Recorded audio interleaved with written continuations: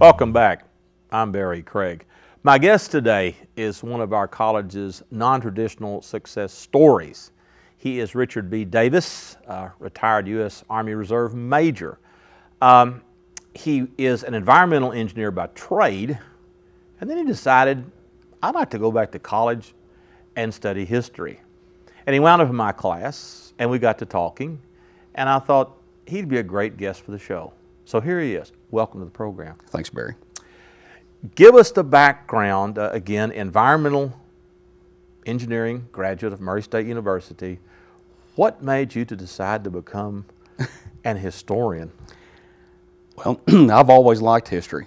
That has been put into me since my grandfather. Of course, everybody has that story that their grandparents would talk to them about their families and all that. And I'm a big Civil War fan, especially Southern history part of it, because that's where my mother's people are from, is down in Alabama. So when I was a kid, my grandfather would tell me about his granddad. He was old enough where he could remember him and all, and they lived with him, and the whole story of typical rural living, I guess, in Alabama. Mm-hmm. And I wanted to know more about that, and that was my interest. Engineering was never my interest. It was something I went to school for because I had needed it for my job, and I originally was in civil engineering because I worked for Kentucky Department of Highways and have for over 20 years, trying to leave that job wherever I can and retire. I have enough time now, so it's just a matter of whenever I get ready to do that. And it's a big interest, and I can't get enough of it. And that's, I need to pursue more of it. I would like to end up with a PhD at some time, maybe. But I've got my own kid going to school this fall also, so I've got to deal with that. And that's kind of how it was put in me. My grandparents is the one that did that. And I like reading and just about any kind of history. I'll read it and just keep on with it. Can't get enough.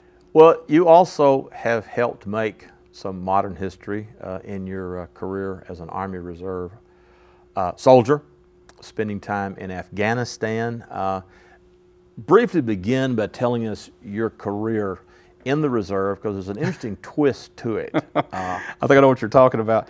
Of course, you read from the information I gave you. I enlisted in January of 1987.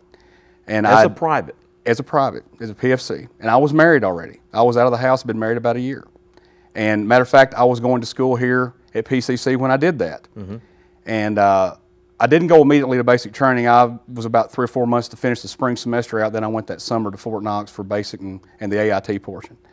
And I'd always wanted to do that also. My mother and my dad was not a big supporter of the military. They're not against them, but their kid being in it, my mother especially, still does not like it. She does not like discussing it after all this time, especially through 3 deployments and the whole bit. She does not like talking about it. Oh. And it's not that she hates it. She right. Oh, she's concerned about it's a mother. You. Exactly. Still a mother. 70 years old, and she don't like talking about it. Yeah. Well, I was going to transfer here to the University of Kentucky to do civil engineering. And when I did that, I went ahead and I went through ROTC program there and was commissioned as second lieutenant in 1990. And did not care for the civil engineering profession, even though I was in highways working for transportation anyway. And so we had our first child, and I said, well, I've got to leave this major. I don't care for it. I'm not doing well at it. I just don't feel good about it. So I already had enough engineering background that I didn't need to leave the discipline, but I needed to change the area. Well, Murray State was one of the, I think at the time, the only school in Kentucky that had an environmental engineering program, which was becoming a big thing in the early 90s.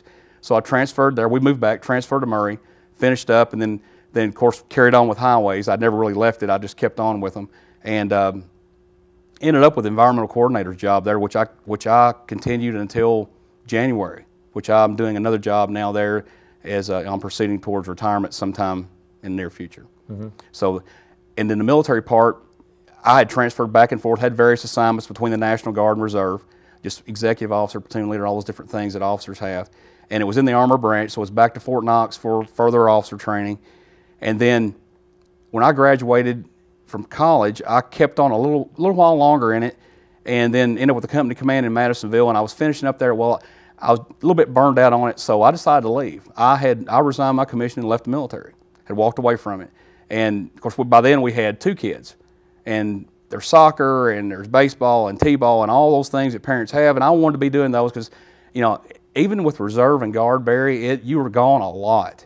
I mean, I spent a lot of time from home. And so I thought, well, I'm just going to, now's a good time to do it. I don't have too much time in. I'll just leave. I kind of had my fill of it. So I did. May 4th, 1998 was my last day in uniform. And then we went for 2 or 3 years there or whatever, and however long that was, and then 9/11 happened. And like everybody else, I can remember exactly where I was at. I was in the office up there at work whenever all that was going on. So about a week after that, I told my wife, I said, you know what I've got to do. And she said, well, I've been behind you so far, you just go ahead. Since I'd already resigned my commission, I couldn't just jump back in as an officer, so I trooped myself down there and enlisted as a sergeant because I had enough background for the enlisted part of it and had been prior service. Well, of course, they were more than happy. The Guard's always short of people in Kentucky. You know, they're getting better about the recruiting part of it, obviously, over the last few years. But I went right on in. Didn't say anything about my prior commission or anything. Really? Didn't say anything about it. Well, I did not want, you already know by now, I want to do everything on my own. I do not need anybody to give me special treatment for anything. And so I thought, well, I'll just, go on and just didn't say anything. The recruiter knew it because it's part of your record. Right. Well, the commander of the company was getting long. What that means is his time in command was running pretty long. He asked me one day, he goes, I've been looking at your file and said, I can see where you were prior officer and everything. And we went through that. And I kind of said, well, he said, would you be interested in getting reappointed? And I said, I don't know. I said, if you can get it done, I'll accept it. Just left it at that, thinking there's no way in the world they'd do that. Well, it took them about 4 months. Anyway, they come back and said, hey, guess what? You need to go to Fort Campbell, because they were in the field, and said, find an officer to sign this thing because you've been reappointed and all this other stuff.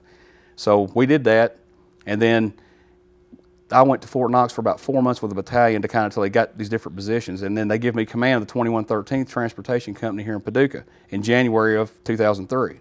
And you were a captain? I was a captain. They reappointed me back as a captain, all the seniority and all that stuff with it. Well, what was it? So, that's a different perspective. Here you were, enlisted men were saluting you, right, and now you're saluting officers. What was that like? I mean, was that an ego problem?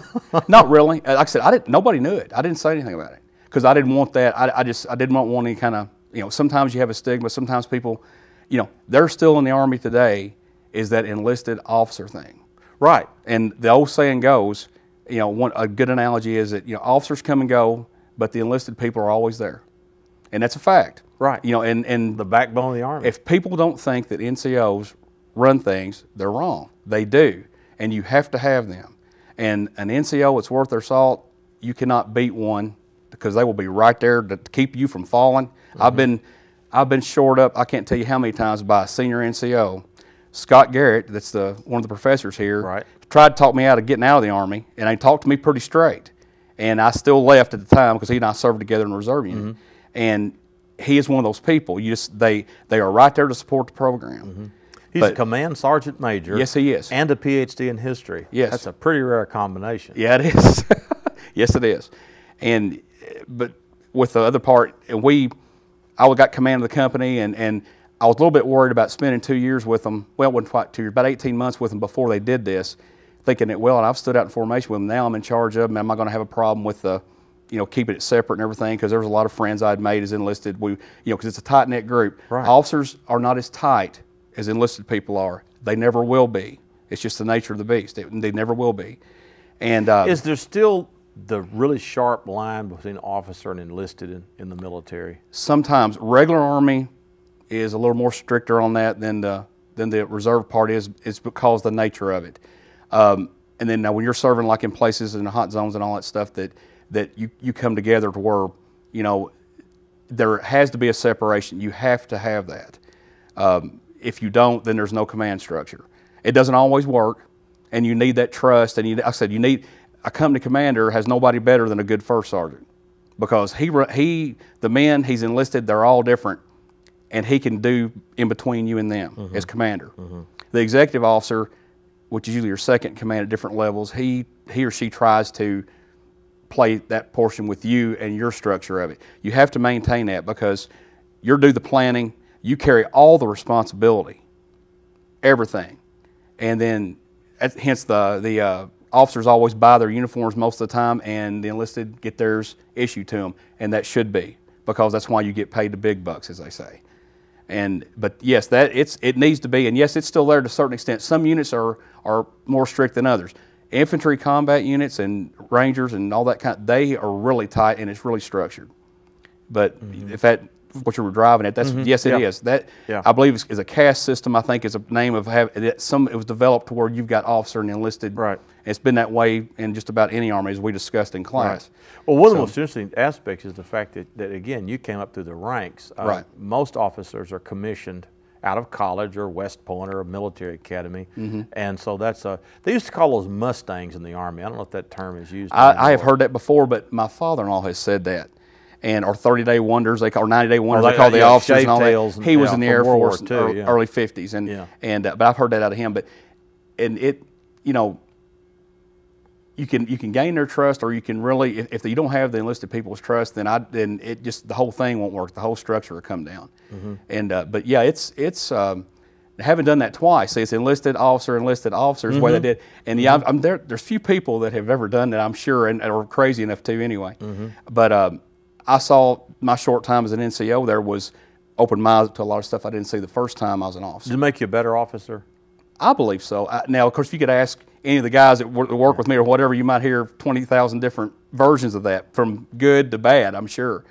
But it gives you a different perspective, because whenever I was enlisted the first time as a private, you're even at a different level than NCOs are. But then that mid-level area right there, you kind of know when you go somewhere that you're eating the same food they do, and you really are. And now they're typically not an officer chow hall anymore, or a enlisted like you see back in the old movies, and that separation.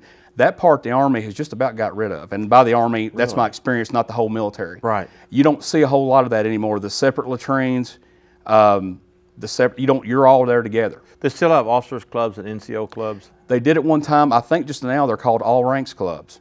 Now, I have been to officer club and NCO and EM club, they called it, enlisted man. But that's been back 20 years ago, back in the late 80s. But now they've just about, I don't see that much anymore, at least the posts that I've been to. That could be they still have that, and maybe in different branches or whatever. But now there is places that have the officers club, but enlisted people can eat in there and all at the restaurants and things. I don't think there's exclusive there. You took the part about food. Right. Napoleon would eat the same food his enlisted men did, and I think that really gives you an idea, insight as a general, as to what the lower ranks are doing. And an army travels on its stomach. And that's true. Sure.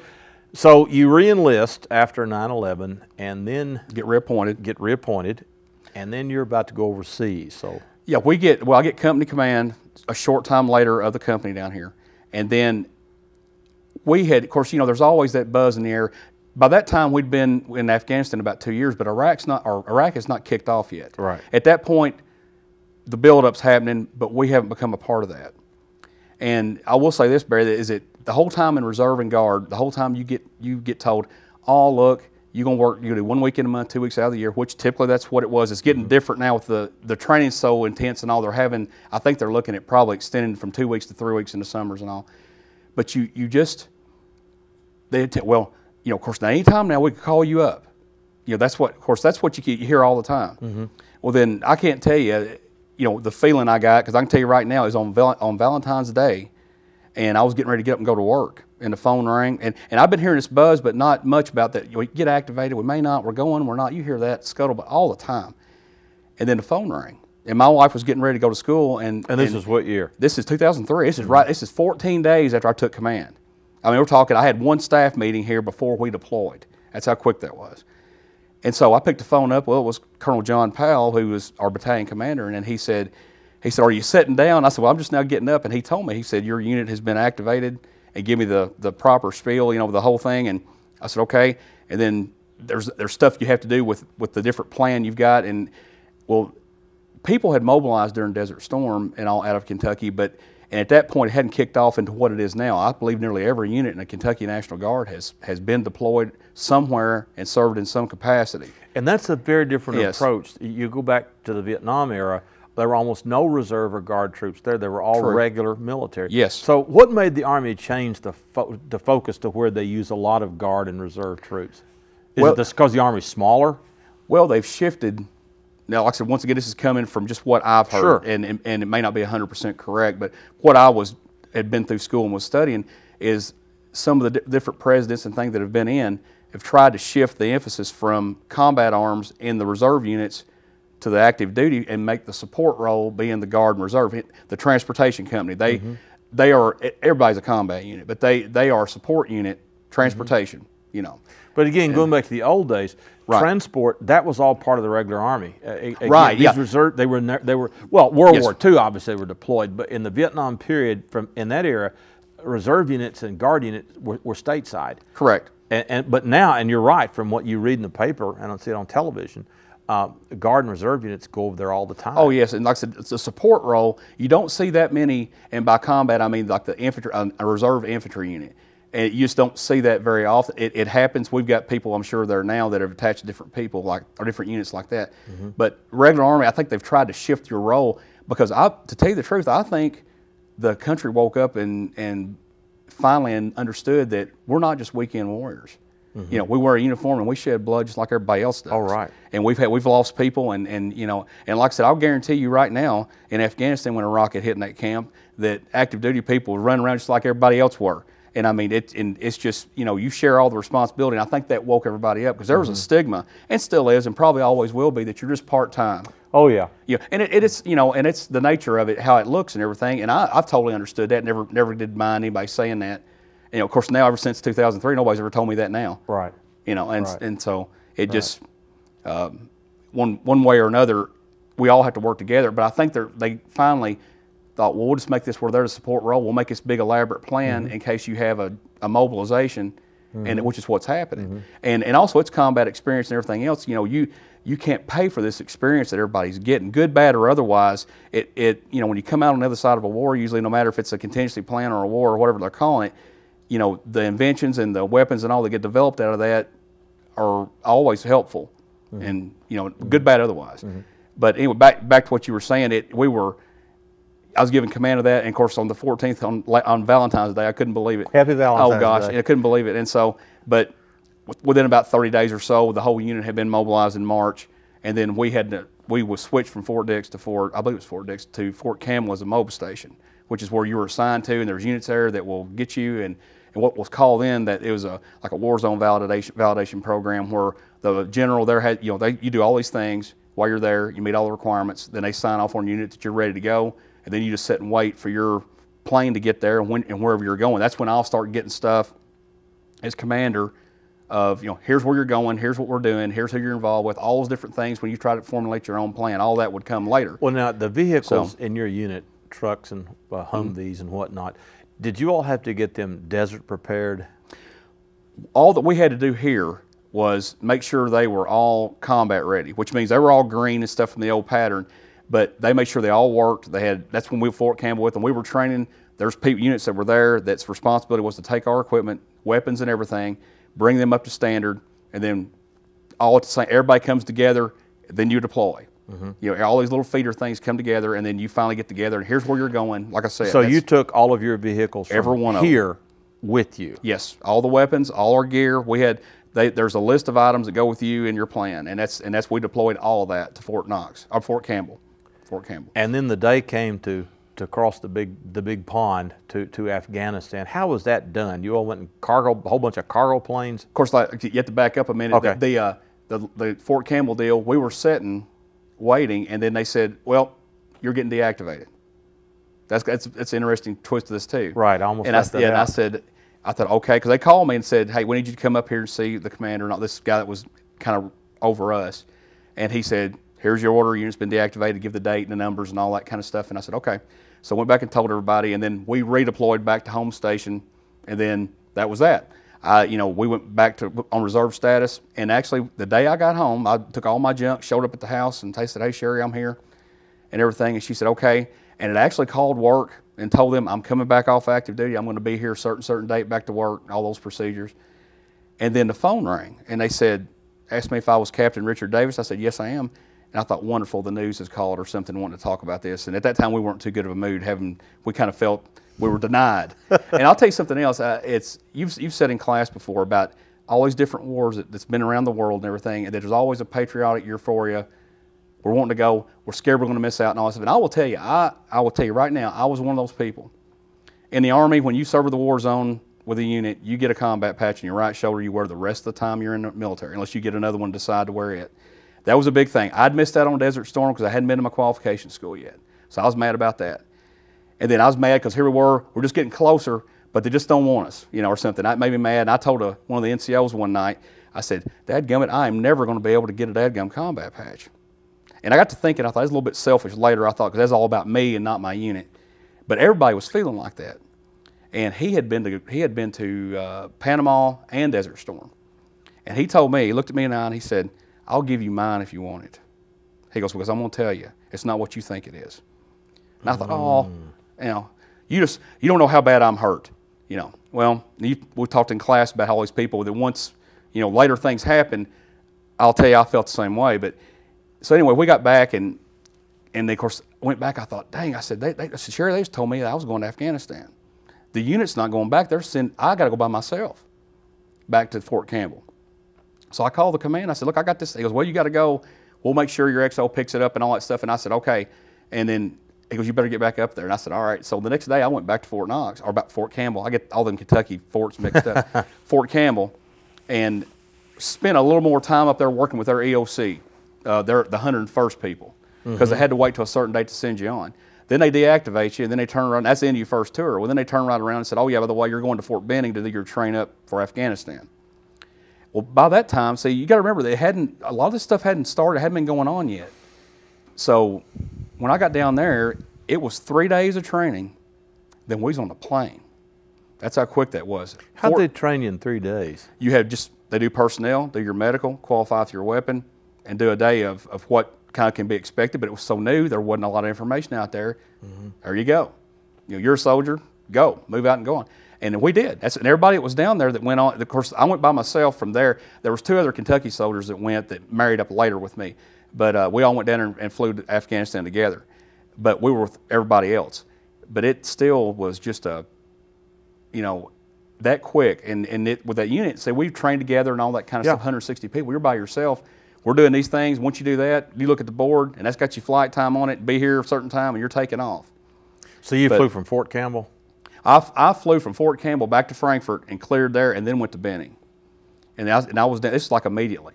So by that time, I'd walked away from my family twice. You know, after they used to be getting back, and of course you got kids. At that time, I had one that was, my oldest son was about 8 or 9 years old, and the youngest one was about 4 or 5. And then of course, as we proceed through that, naturally they got older and all, and this last round was kind of tough on the older one. But once we flew out of there over to going to Afghanistan, it took 2 days to get there. I knew right then, I thought this is going to be a rough assignment. So where did you fly? What was your first foreign destination? We went from Atlanta to Baltimore to Rhein-Main, Germany, then Incirlik, Turkey, Bagram Air Base in Afghanistan, and then we held there and I kept thinking, why aren't we just going right now? Well, when we flew into Bagram, we flew in there at night. And then I knew right then when I got off the plane, well, when we first landed, the guy that was flying that C-130 had it dialed up and he did not back down the propellers at all. And I thought, okay. And they let that thing in the back down. There's other soldiers in there. You start picking up these people that are all wearing their stuff and their gear and everything, and you've got yours, you kind of look, and this is serious here. And then it let down, and then of course you go out and you just hear a guy talking. You don't have any lights or nothing, and then the first thing he says, don't step off to the left, there's a minefield there. The fence is here, don't go there. He goes, guy to the right, and you know, and you pick these different things and we'll process you in and all that. This was like late at night, probably 2 in the morning, I couldn't tell you.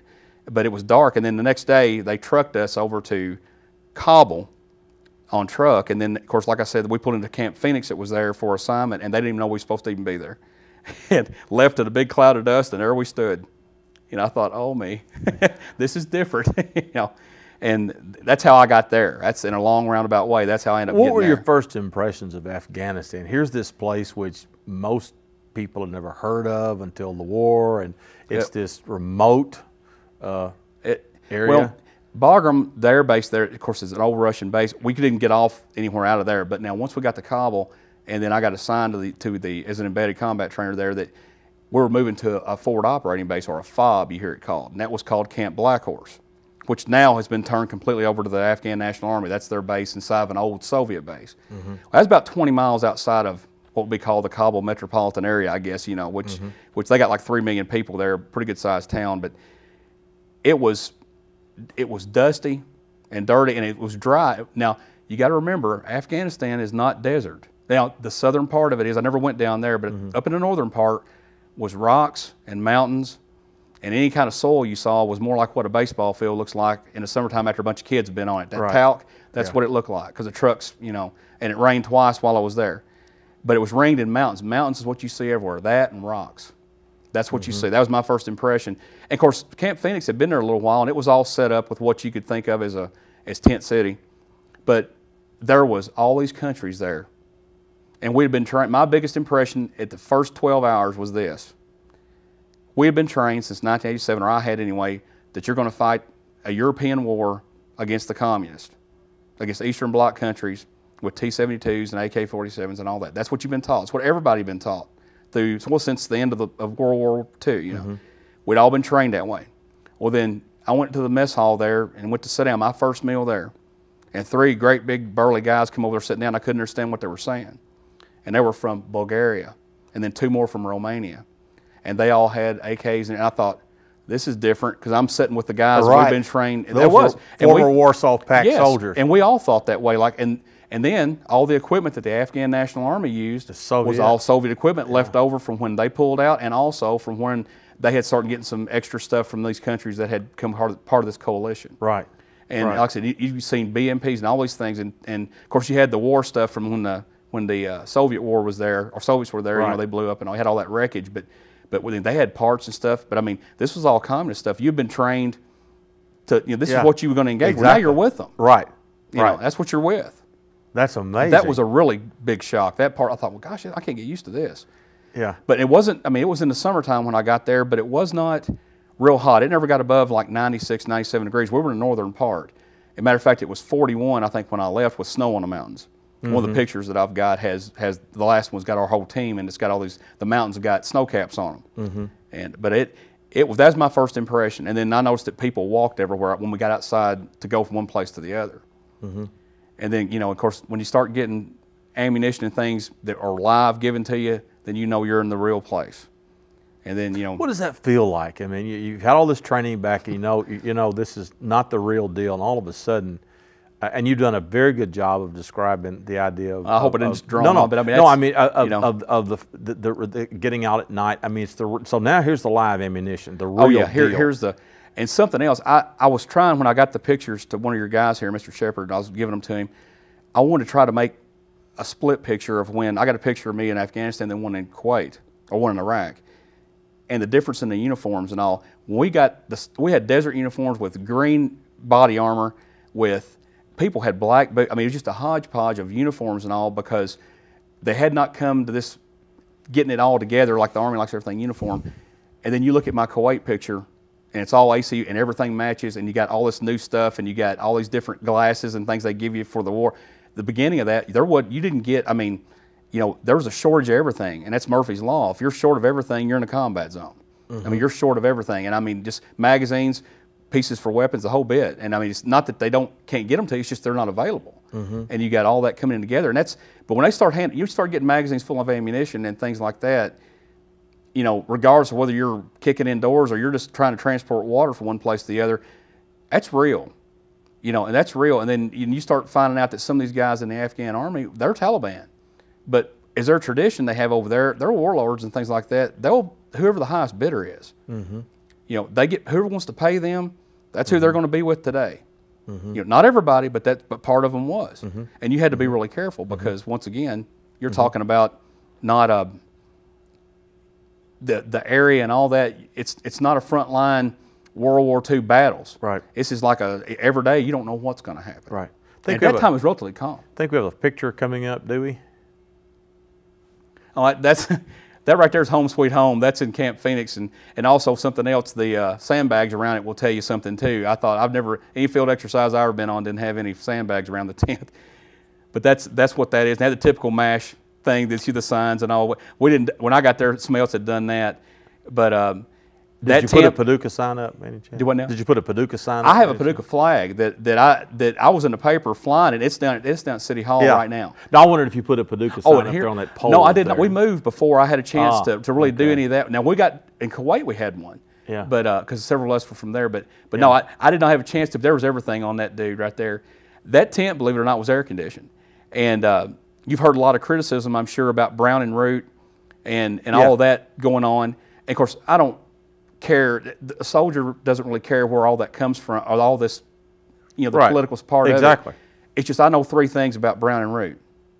They fed me, they put gas in the vehicle, and ammunition was there when I asked for it. And that's the only three things that I really cared about that part of it. I didn't care where they got it, how they got it, or what, and neither did people that, any of them. And that's, you can supply me with that stuff, we'll worry about all the rest of it later. How y'all can work out the contracts. It's just they were, like the air conditioner, if it were to mess up or whatever, they'd come out, you have guys there 24 hours, they come fix it. The thing you're talking about, the air conditioning too, it's amazing, you compare that to World War II. Oh yeah. The equipment that didn't exist then. No, you're exactly right. Yeah. This picture here is, this is Camp Black Horse, and the tents there, of course, are no longer there. You're talking about 6 years ago. But they were building the new stuff, new barracks and things for the Afghan Army. And we had a compound inside of that was, they call the American compound, they finally turned it over. That the three buildings you see kind of at the top that are pointing in the other direction, that's where we were at once we got permanently over there. For a long time, we had to travel back and forth between Kabul to where that's at. That's a forward operating base. And it's about 21 miles away. And like I said, roads are narrow and people are everywhere. And that was always, you had to be, we've had bricks thrown at us. I got a film that I filmed with a camera one time, just kind of making sure how it worked. I wasn't really just playing, and we got a brick thrown at us and we didn't know what happened. It hit the side of the truck. But you got to remember too, we didn't have any up-armored Humvees. They were just coming out. We had SUVs. We had Explorers, just like you'd buy down from one of the local car dealerships. I mean, a BB gun. I got a BB gun at home and shoot through that, and that's what we was out in a lot of times. Wow. Because that's what you got. I mean, that's what you had to get around. It's either that or walk, and and that's what we had. Yeah. So, and I think the point you made about that's a Soviet tank. It's in the boneyard, and I'm sitting on top of that's a T-55 that they had gotten from the Taliban, because they had made their stuff work when all the Civil War was happening. It was some of the older equipment. That's in the boneyard. They were trying to make these things later on. I don't know if I got a picture in all this or not, but later on, they repaint these and get them going. And there were some ex-Soviet bloc countries that were supplying parts for these, and that's the Afghan Army. They're part of my guys. But they fix their tanks up and make them and use them. They get them going and they'll fire and everything else. And they use those. There's armored division units within the Afghan Army. Perfectly good tank. Right. See, now that one's better off than some of them. We saw some that had the turrets blowed off of them and everything else. And did you see a lot of debris from when the Soviets were there? Oh yes. Still. You was talking about Verdun and all the shell fragments. If you had a half a penny for every empty casing that I saw of all, not just new stuff. I'm talking about Soviet. And even prior to that, they found some British 303 stuff from back when they first developed that rifle, back in the late 1800s, early 1900s. Just stuff like that is everywhere.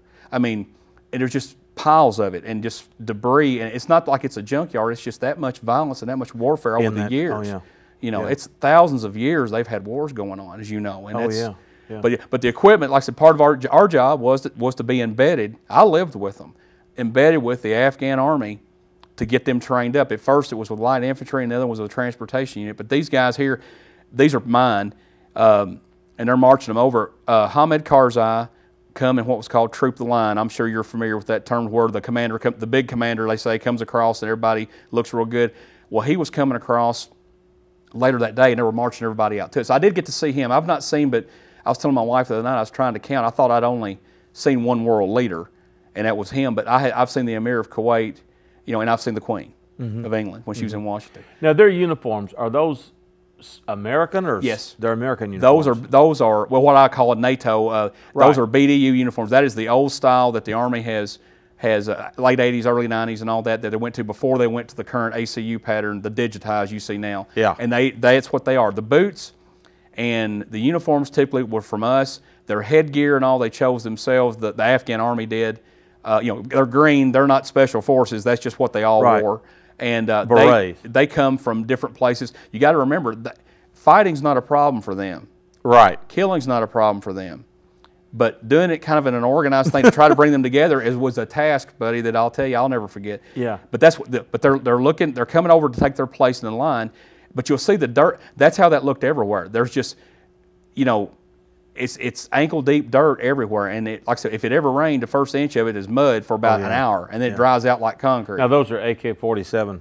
Yes, those are AK-47 from various Soviet countries. Weapons. Yes. Well, had any of these guys fought in the Soviet Afghan army or against them? I mean, are these veterans of previous fighting, or do you know? I can't really answer that. Don't know. I do know I had an interpreter that had been trained in Moscow in the Russian Air Force. When they had occupied it, they had an Afghan army that was supported by Soviet.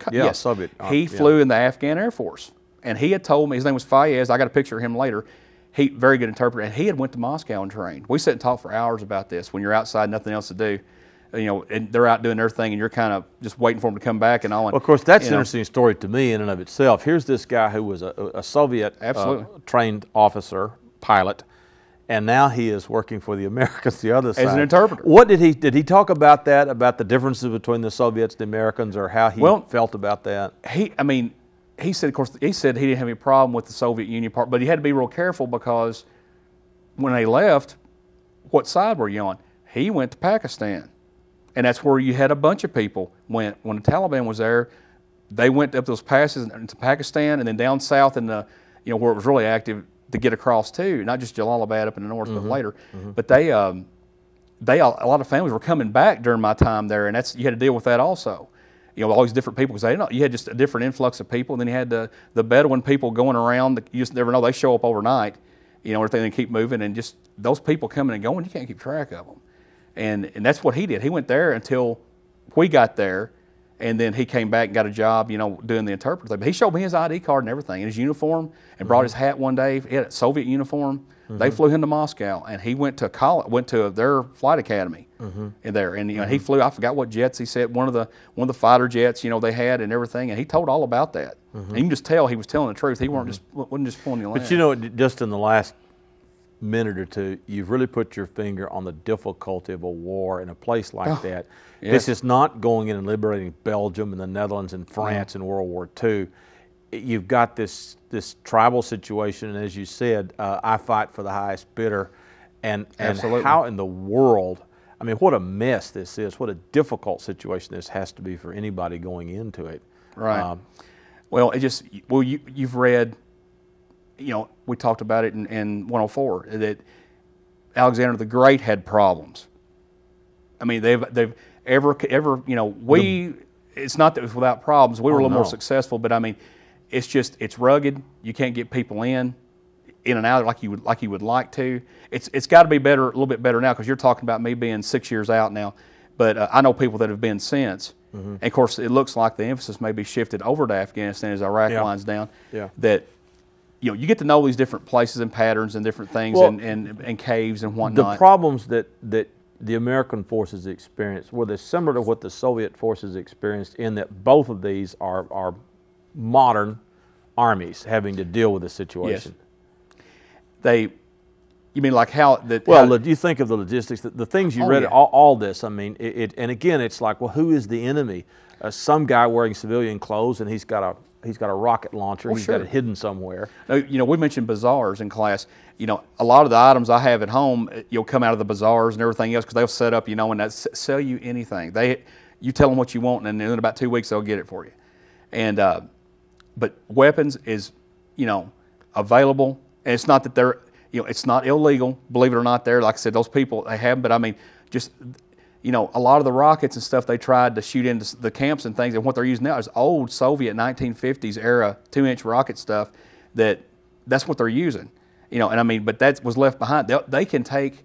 If you ever, there was a magazine article once of these kids that were actually hand making AK-47s and pistols with a file and a screwdriver. They were handing them a chunk of steel, and their hands were small enough. They were making these, and they're rough. I mean, I've seen weapons that they had that they had captured, you know, from different people that had been handmade, weren't factory made stuff.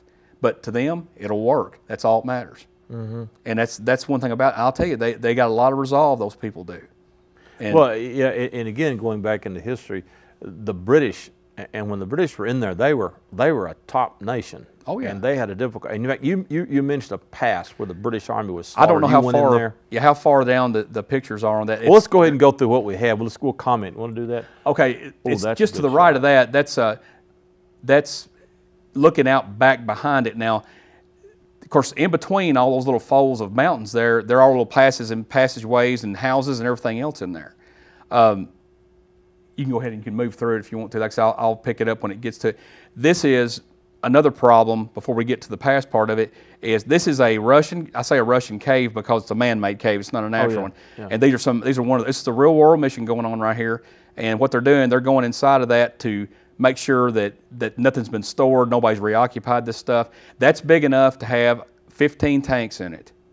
And the Soviets had moved their stuff to that to keep from them getting sabotaged and all the different things that at the end, towards the end of their deployment there, or their time there, getting messed with. But you can go all back in there inside that cave complex. Those are Afghan soldiers? Yes, that's A&A soldiers right there that are going in to check that out. They're wearing Soviet helmets, aren't they? Part of them are Hungarian, part of them are Soviet. I mean, like I said, you get stuff given to them, they'll take and use anything. And a lot of, like I said, there's a coalition there donating stuff to the Army. Yeah. You're taking a place that had never been organized and trying to make it a fighting force. So you've got a hodgepodge of uniforms and weapons and everything else, but they were good at what they do. Mm-hmm. And I mean, you know, and if you need to go up the side of a hill, you better be ready to go with it with your 80 pounds of stuff, because he's going to be right up like a mountain goat. Mm-hmm. You know, and I mean, they've run off and left me several times. Mm-hmm. But that right there, it's a huge complex back in there. I couldn't believe it, and all the Soviet writings and stuff's back in there still. That was interesting. I wanted to go back and look at all that. Sure. Of course, we had to move out. Yeah. But yeah, that's where they're going right there. This gentleman here, this is another real world mission we were out on, and he was the mullah of the village that we were at, and what did he sort of like the mayor? Yeah, or religious? He was the leader. Yeah, he run it. I mean, and matter of fact, he came out later. That's a great picture. And he came out later and it had this big, huge silver dish, and lack of a better term, I guess, I think that was like his crown. This showed that this is who I am. You know, and he had this silver. It may not be in this bunch, but I've got another picture of him holding that, because naturally I couldn't understand him, so I was having to get an interpreter over there to talk to him, because I couldn't tell if you want to know why we were there or whatever. And I wasn't in charge of the mission that day, and they had gone on doing their thing, and I was kind of back with where some mortar teams and all were set up. And he came over there, and I had to get. He's wanting to know. He said, tell us that he was our friend, and that we could have whatever we needed to support that. And he had there's a section there. I don't know if like I said, once again, I had to look at the picture on it, but there was a compound. Their water came out of the mountains. It looks dry as a bone, and it is, but there's a trough honed out of the rock that runs water out of the mountains all the time, and they feed it into this area that grew white grapes. Well, them kids, after he left, come back, and they had this huge thing of white grapes for us and everything you could eat and everything. Of course, you had to be careful what you eat. You don't want to just eat anything, but they were more than nice to us. Like, he was glad we were there, seemed to be glad we were there. Now, we could have left, and then somebody come in right behind us and said, you know, he could have been for them. You just never know. Yeah. They're trying to survive is what they're trying to do. Absolutely. But he was the leader of the village. This is the guy I was telling you about. His name's Fayez. He was the one that was in the Air Force. He was with us. He was an outstanding interpreter. He was right there with me the whole time that I had switched 2 or 3 of them, but he was one of the better ones that we had. He could start talking to you, listening to the other guy at the same time. He don't have to listen to you and then tell you. When you start talking, he'll look at you and go back and listen. Most of the time they don't stick around very long. The higher ups will find out that he's that good, and they'll come get him from you most of the time. Yeah. So what language do the Afghans speak? It's Dari, which is a version of Persian. Okay. You got Iran, Afghanistan, all the Stan brothers that we called them. All of them spoke that kind of dialect of what everybody thinks of as Arabic. Saudi Arabia, Iraq, Kuwait, UAE, all those people speak a different. They speak Farsi, or what we call Arabic. They're a little different, but you know. And there again, you don't find just anybody who can speak these languages from the United States. And there again, and I'm always plugging learn foreign languages in class. Oh, I know it. But there's a classic example.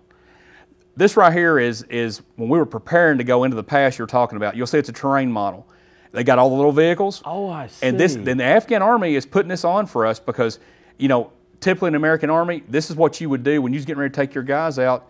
This is the operations order. This is how we're doing things.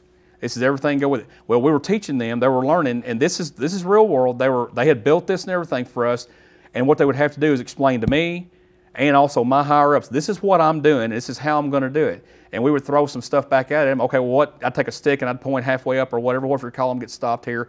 Or what if we're set up here? What are you going to do with this, this, and this? And I kind of explained that anything that I would have to do, because I would have to, I'm going to be there too, and I'm going to make sure you know what's going on with your end of it. And that's what that is. They were set up. It's a training exercise, but it's for a real world mission that was going to happen, kick off in the next 2 days. But yeah, they built that whole thing, big elaborate system. They'll have grid squares across it for map reference and the whole bit. But that's them on the left, and some of the tan uniforms there is as Americans, because this is not just the transportation company doing it. This is a whole entire what they call a Kandak, which is battalion, is what that is. And they built all that and had to explain it. And you had to have an interpreter so you could understand. And then also you had a guy there that also knew what he was saying to make sure he was saying it right, that he wasn't just saying something because they knew that we weren't. You know, you trust, but you verify. Exactly. That's a great analogy. Sure. This guy next to me, this is before we went out on that very mission. That guy next to me on the right is Curtis Finley. He was a major that went with us, one of the Kentucky guys that went all the way from Benning with me. He worked more on the staff, but he worked with the light infantry people, and I had the transportation company at that time. And the reason one reason I throw that in there is because behind it, we were having some problem with the Bedouins coming through because they were migrating. And they've done this for 1,000 years, same place. And I found out the family is camped there for thousands of years, I guess thousands, hundreds of years. The guy told me, he said many years. And they're behind us there with camels and everything. Now the next day, it'll be gone. You never know they're there. They just keep going. And then they'll come back in the wintertime. Or, well, they move south in the winter, but they'll come back when it starts getting warmer weather. Like right now, they're moving back. But that's us before we moved down. The hodgepodge, so we got BDU, body armor and everything, no knee pads. You know, and I've got a helmet, but it's in the vehicle and everything. But I mean, when you see the Kuwait stuff, everything's good to go. It's all, you know, one big piece. You get all that new stuff issued, but they just hadn't got the ball rolling on it yet. So we pieced together whatever you had and just, you know, and just hoped everything turned out for the best. Right. This is the pass with what we call jingle trucks in it. That's going towards Kabul, and see the hairpin turn it's making. Oh yeah. The particular mission that day was that what we were doing was we were checking them. Of course, you always checking for, you know, weapons and things like that, and just different stuff. And just there's some dope items in there, you know, the poppies and all that kind of stuff. Just different things. And those are civilian trucks. Oh yeah, and see they're lined up because they had to come through the checkpoint that we were running. Okay. Now you can see down at the bottom, just above the bottom of the picture there. That is a portion of the Kabul River, if that's what you want to call it. That's about as big as it'll get. It's kind of like the Rio Grande around Juarez, you know, real narrow. Yeah. But I just want to show you this. This is the way that it looks on both sides. That it's straight up. And there was, like we discussed one day, that there was an English column come through there in the retreat, about 17,000 people with one survivor at the other end of it. And that's part of the area they went through right there. Matter of fact, one of the interpreters said that the area to the left of that we were kind of set up in, he goes, that was like one of the first 5 miles into it. That's one of the first places they stopped, you know, trying to get through all this mess. And of course, you had the doctor that was the sole survivor coming through the Khyber Pass on the other end. But it's narrow and it's steep, and I mean, and just, you know, people can they shoot straight down on you, and that's, you know, even then now their fighting style has not changed. It's the same pass, the same area that chariots have gone through, the same everything. It just happens to be paved, part of it. These are this Afghan soldiers down there. These are just people that are searching them. One of the American guys standing there, he was like my next level up. He was there just checking, and there's his interpreter with him. They're just doing it. Now, this is something else. This is at an orphanage, and these are all boys right here, but there's girls there also, but you know they're missing from the picture because they're behind where I'm standing. They're second.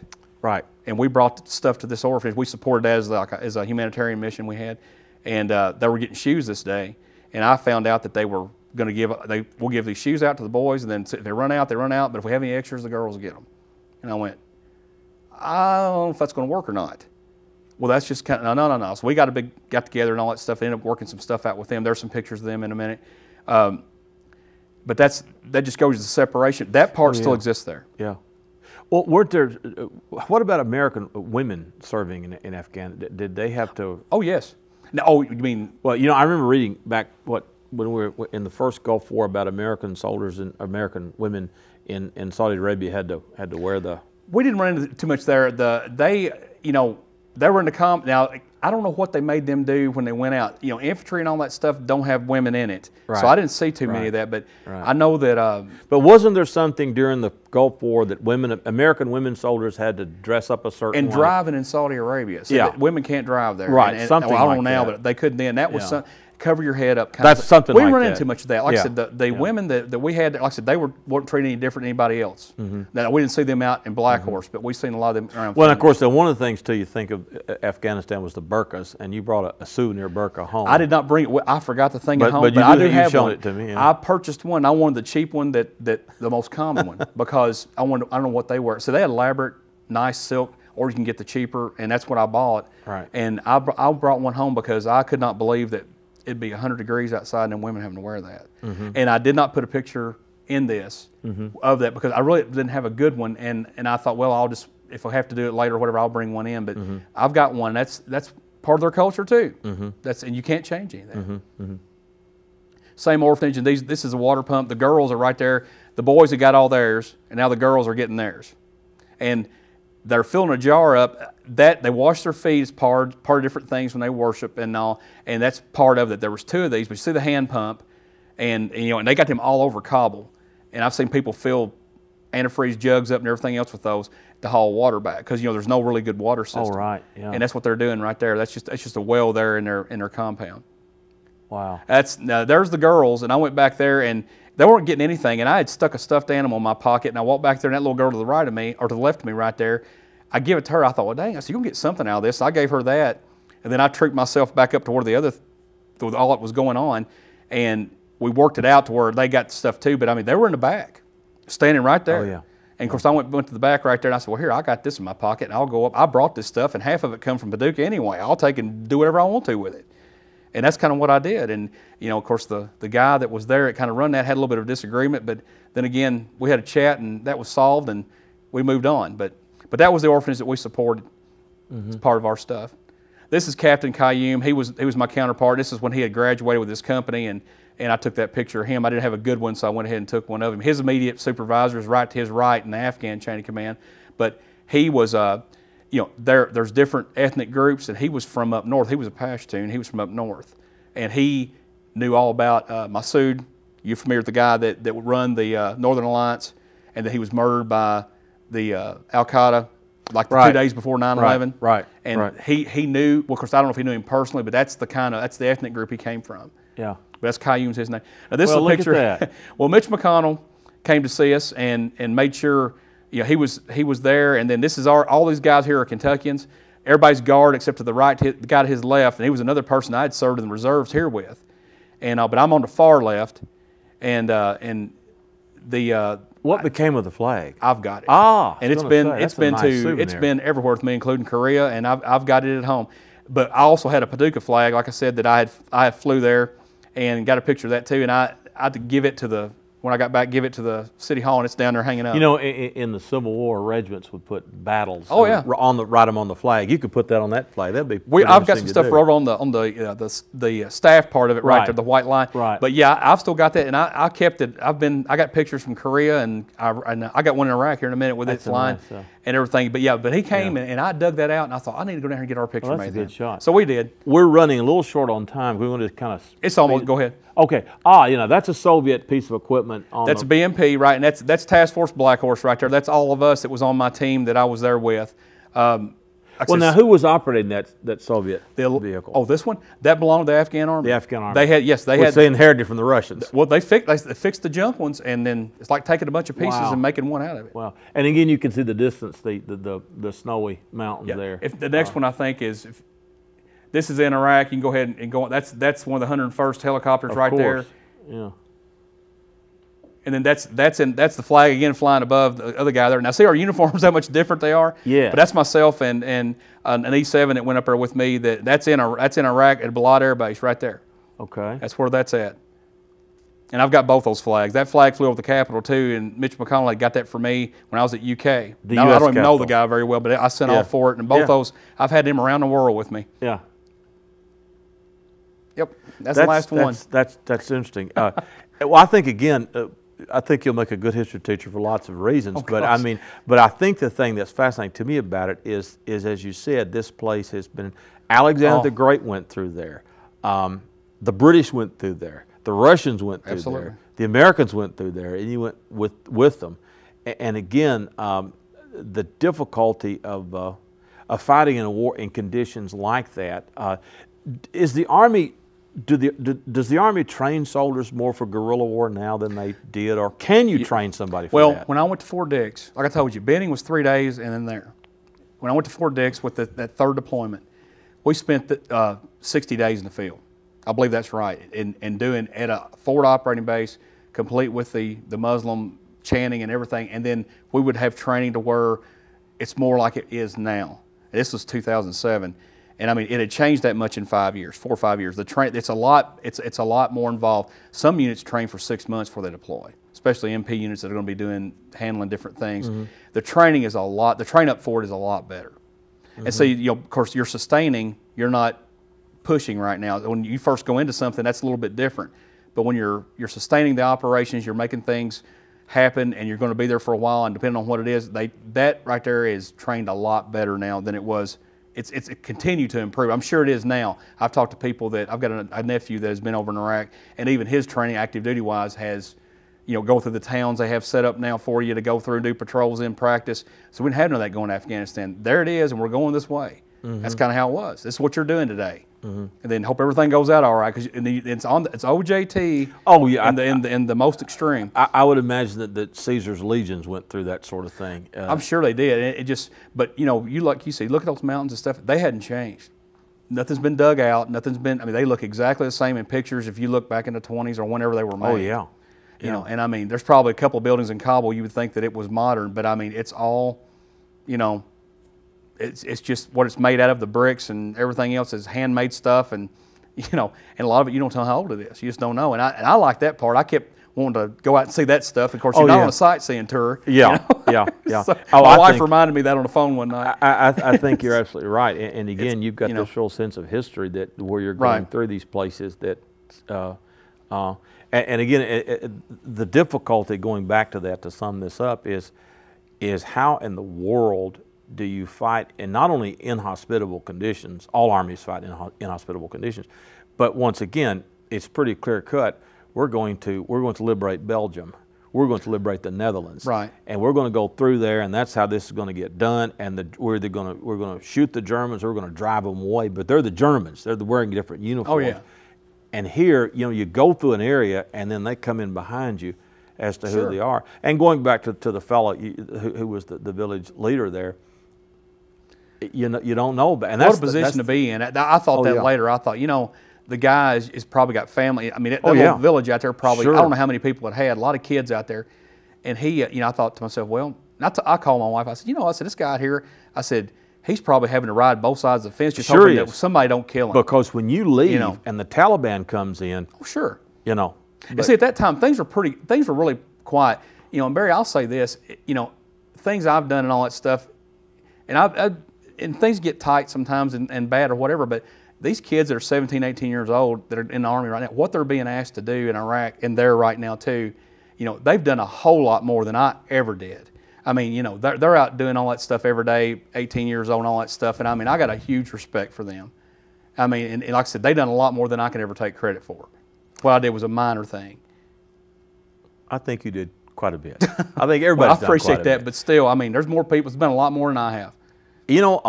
Most combat soldiers I've talked to have said that. So you're in keeping with a tradition. Like I said, more than some, but definitely not as much as others. Thank you for being on the show. My guest today was Richard Davis. I'm Barry Craig. Please join us next time.